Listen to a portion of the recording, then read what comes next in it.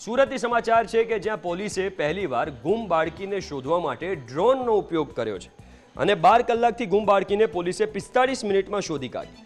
ઉધના વિસ્તારમાં રહેતા પરિવારની 8 વર્ષની બાળકીને માતાએ ભણવા માટે ઠપકો આપ્યો હતો। માતાની વાતનું માઠું લાગતા રમવા જવાનું કહીને બાળકી ઘરેથી નીકળી ગઈ હતી। લાંબા સમય સુધી બાળકી ઘરે પરત ન આવતા પરિવારે પોલીસને જાણ કરી। પોલીસે તાત્કાલિક 5 ટીમ બનાવીને તપાસ શરૂ કરી।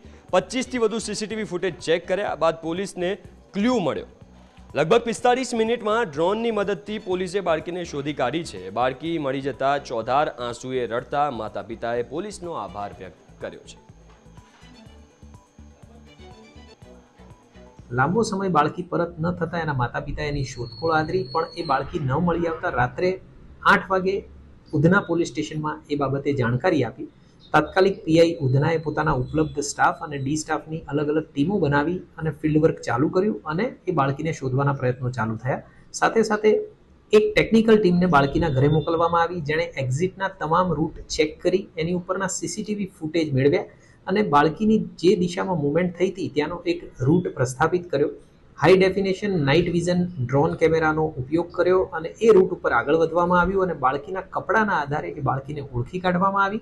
એના માતા પિતાને જાણ કરી કન્ફર્મેશન કર્યા બાદ ફિલ્ડ ટીમને જાણ કરી અને ફિલ્ડ ટીમે એ બાળકી મેળવી અને માત્ર 90 મિનિટના ટૂંકા સમયગાળામાં એના માતા પિતાને સોંપેલી છે। मैं रहता हूँ कैलाश नगर में। तो मम्मी पढ़ने के कारण बोली उसके लिए गुम हुई थी, घर छोड़ के चली गई थी। दोपहर में पूरा मैं ढूंढा, नहीं मिली। तब आया पुलिस वाले ने बोला तो वो लोग 2 कमरा से ढूंढ के हमको 1-1.5 घंटे में दे दिए।